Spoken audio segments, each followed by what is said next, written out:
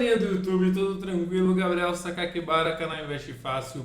Hoje eu vim falar com vocês dessa bagunça, dessa fusarca aí que tá rolando no mercado de criptoativos. Se você já é um seguidor desse canal, você sabe que o vídeo vai ser bom, então você já chega aí dando uma voadora no like.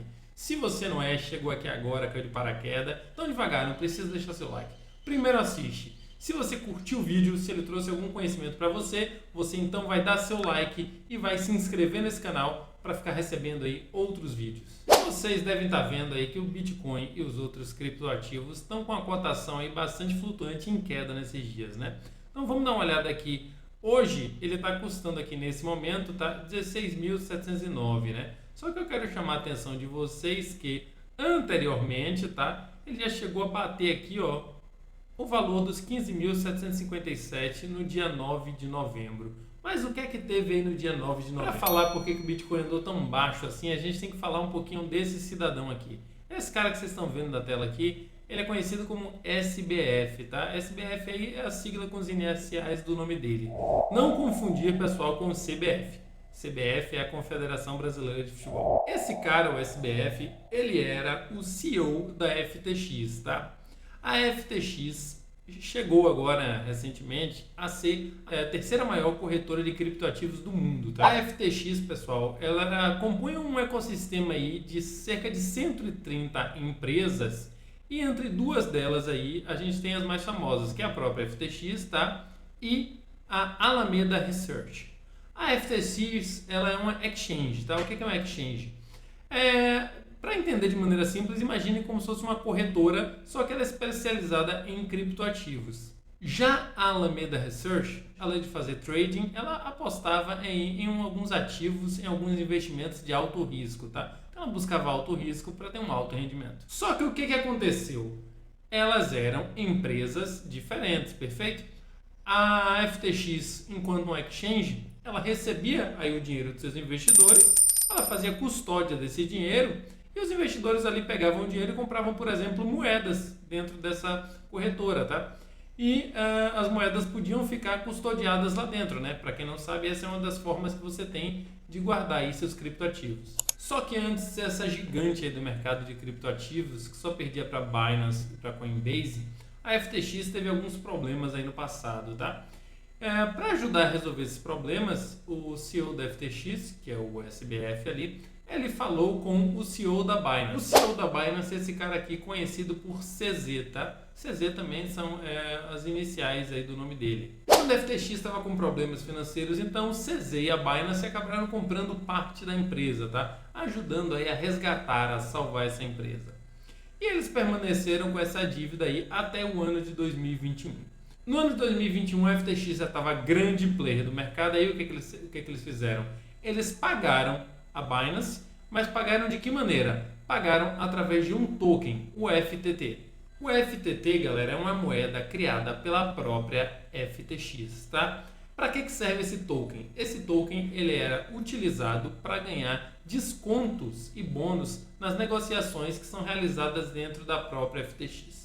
Nesse momento, tudo certo, sem problema nenhum. Por quê? Porque esse token tinha um valor alto, tá? Ele chegou a valer aí recentemente quase 23 dólares. Então não tinha problema nenhum, como ele tinha valor de mercado, as pessoas aí utilizavam esse token e a Binance aceitou esse pagamento. Só que esses dois caras que anteriormente eram aliados, eles começaram aí a ter disputas por visões de mundo diferentes, tá? Enquanto o cara da Binance, aqui o CZ, era um cara que não queria participar aí do mundo político, era um cara mais isolado, meio, sei lá, nômade digital, o cara da FTX, o SBF ali, era um cara que queria trabalhar esse lado político, tá? Inclusive, recorrentemente, ele se reunia aí com grandes políticos do mundo, dos diversos países por onde ele passava. Essa e outras diferenças, com certeza, de negócio, fizeram com que eles tomassem aí caminhos diferentes.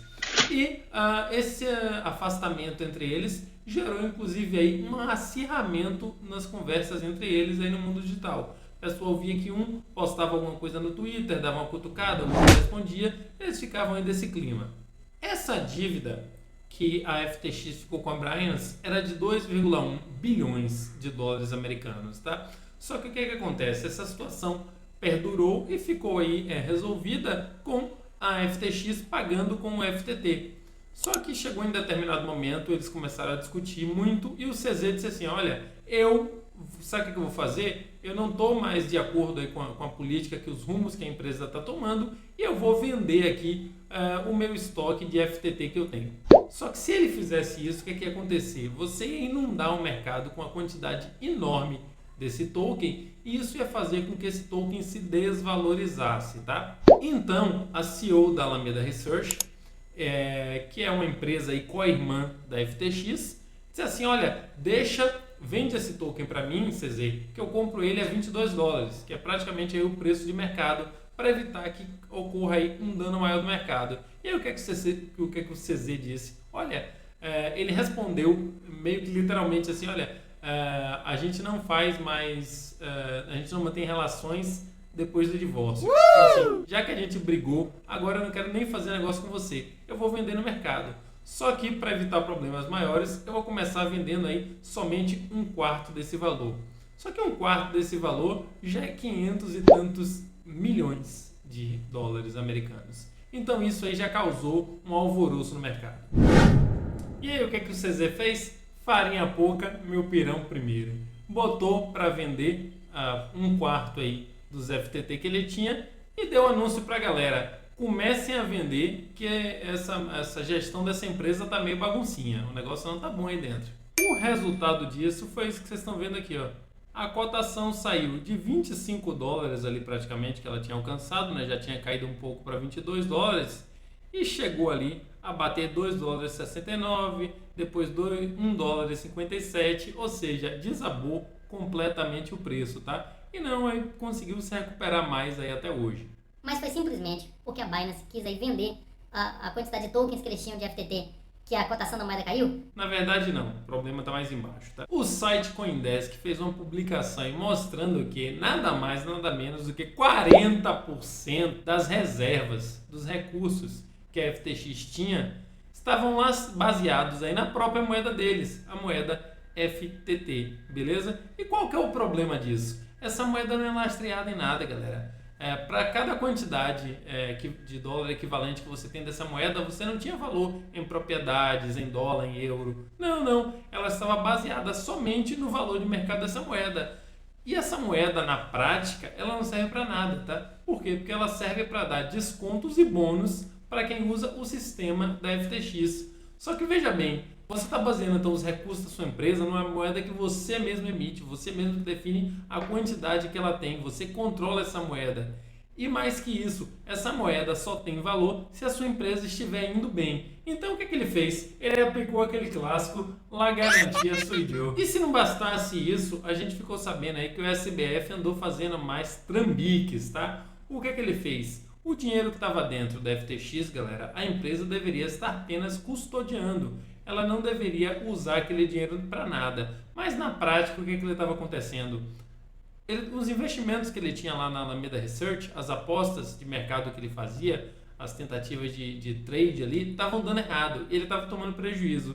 Então o que ele começou a fazer? Começou a pegar os recursos, o dinheiro dos clientes dele, que ele estava custodiando lá na FTX, e mandando para a Alameda Research para cobrir os pênaltis que ele estava tomando, as perdas que ele estava tendo. E não para por aí ainda, tá? Porque, por exemplo, a gente ficou sabendo depois que a própria Alameda Research estava emprestando dinheiro tanto para ele quanto para outros aí, executivos da empresa. Na verdade, o cara estava fazendo e aplicando um grande golpe, tá? Por isso que muita gente foi pega desprevenida. Só tem uma pessoa que ficou sabendo disso daí antes. O único cara que conseguiu perceber que estava vendo a fraude era esse cara aqui, ó, Mark Koholtz, que ele é um investidor que ganha dinheiro de uma forma meio diferente, tá? Ele tenta identificar empresas que estão cometendo fraudes e aposta contra elas. E aí quando elas quebram, ele ganha dinheiro. Então, não julguem as pessoas por elas terem caído num golpe desse, porque se vocês forem olhar, até grandes fundos de investimento internacionais acabaram caindo, porque realmente foi uma fraude muito bem executada. O pessoal fala inclusive que essa fraude aí, ela só foi possível, tá? Por quê? Porque houve aí conivência de certos governos. Por exemplo, essa empresa estava sediada nas Bahamas, tá? E dizem que o SBF aí se reunia com políticos lá das Bahamas e dava presentinho, dava dinheiro, estava sempre fazendo reunião com grandes políticos aí dos países onde ele passava e tentava colocar o seu negócio para funcionar. Nessa brincadeira, então, o SBF entrou em contato com o CZ e disse assim, ó, a Binance consegue comprar aqui a FTX para evitar que entre em processo de falência? E, a priori, a Binance tinha aceitado isso e assinado ali uma carta que não obrigava ela a nada, tá? Mas uma carta de intenções, dizia que ela desejava fazer isso. Só que depois, como todos esses escândalos começaram a vir à tona, o que aconteceu? Eles viram que esse processo era impossível e eles simplesmente recuaram. Então, da noite para o dia, quando as pessoas começaram a ver esse problema, elas começaram a tentar sacar o dinheiro que elas tinham ali dentro da exchange, da FTX, e começaram a não conseguir. Para piorar a brincadeira, o site da FTX ainda foi hackeado e muitas contas foram zeradas, tá? Esse aí foi o saldo da situação. O pessoal que tomou o pênalti tentou fazer o saque, começaram os saques não ser permitidos e depois, inclusive, o site da FTX saiu do ar. Tem gente também que aponta que, na verdade, houve um apagão de dados que partiu de dentro da empresa justamente para que as autoridades não conseguissem aí ver qual foi o tamanho real do estrago. A percepção que a gente fica então, que as auditorias estavam sendo realizadas não estavam sendo feitas da maneira adequada, né? Porque senão não tinha como passar tanto problema dessa maneira. E ainda tem algumas coincidências aí para dar uma apimentada a mais em toda essa situação. Esse cara que vocês estão vendo aqui, ele é o CEO da SEC, tá? A SEC é um órgão dos Estados Unidos que equivale à CVM aqui do Brasil, a Comissão de Valores Imobiliários. O que aconteceu? Ele era bastante contrário a esse mercado todo de criptoativos, tá? Só que ele acabou dando permissão para que a FTX funcionasse por lá. O que acontece é que o antigo chefe dele, do Gary Gensler, ele é pai da CEO da Alameda Research, que é a empresa co-irmã aí da FTX. E a empresa para a qual a FTX estava desviando dinheiro, né, para cobrir aí as perdas que o SBF estava tendo aí nas suas apostas no mercado financeiro. O resultado disso, então, é que muita gente acabou aí perdendo o seu dinheiro que estava custodiado aí pela FTX. Então a gente vê essa matéria aqui, ó, que 135 mil brasileiros podem ter sido lesados aí pela falência da empresa. Mais que isso, então, galera, olha aqui, ó, os investidores brasileiros estão no top 10 da lista dos mais afetados pela quebra da FTX. Só que qual que é a consequência disso tudo? Agora todos os exchanges começaram a ficar suspeitas aí se vai ocorrer a mesma coisa, né? Porque afinal a gente já teve algumas empresas aí quebrando. A gente teve a Celsius, a gente teve a BlockFi, que foi socorrida pela própria FTX, e agora as auditorias caíram em completo descrédito, né?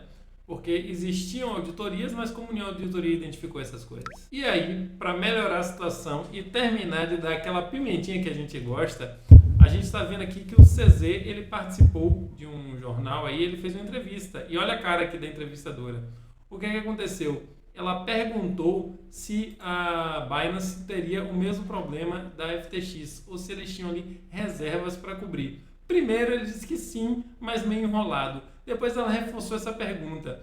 E aí ele disse que ele não ia entrar nas minúcias ali dos termos técnicos, jurídicos, que não ia discutir aquilo naquele momento. Ou seja, galera, o perigo está no ar. Para melhorar a situação, a Binance ela também tinha umas questões de auditoria que ela deixava em seu site. E de repente ela começou a remover do ar essas questões. E isso começou a deixar os investidores então com a pulga atrás da orelha. E a consequência é essa aqui que vocês estão vendo. Os clientes começaram a tirar o seu dinheiro de dentro da Binance com medo de que haja uma outra quebra. Só que se todo mundo começa a tirar dinheiro desesperadamente, o que acontece?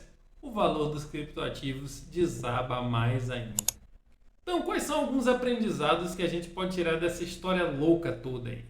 Primeiro aprendizado que eu quero que vocês pensem comigo. É importante que a gente tenha parte do nosso dinheiro em ativos que tenham liquidez. Porque imagina assim, começou a dar um problema como esse que houve agora na FTX. As pessoas começam a sacar o seu dinheiro desesperadamente, de qualquer maneira. O preço dos ativos começa a cair. Então elas começam a ter que vender por qualquer valor para poder recuperar uma parte do seu dinheiro investido. E aí não há liquidez nesse momento. Segunda questão que eu quero que a gente abra uma reflexão aqui. Por que a FTX estava sediada nas Bahamas? As Bahamas, galera, é um paraíso fiscal, tá? A legislação tributária é mais flexível e as empresas se instalam lá. Muitas pessoas com muito dinheiro aí de diversos países criando as chamadas empresas offshore para atuar nesses paraísos fiscais. Por que eles fazem esse tipo de coisa? Por causa dessa flexibilidade. Só que é essa mesma flexibilidade que permitiu que situações como essa da FTX ocorressem. Então, eu quero que a gente pense aqui, ó. Na verdade, a gente tem que fazer um trade-off.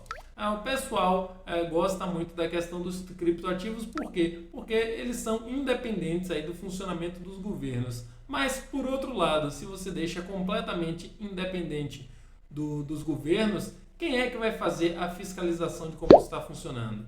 Então, a fiscalização aí fica comprometida, né?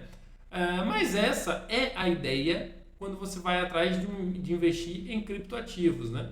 Quem investe em criptoativo está buscando justamente se afastar da intervenção de qualquer governo.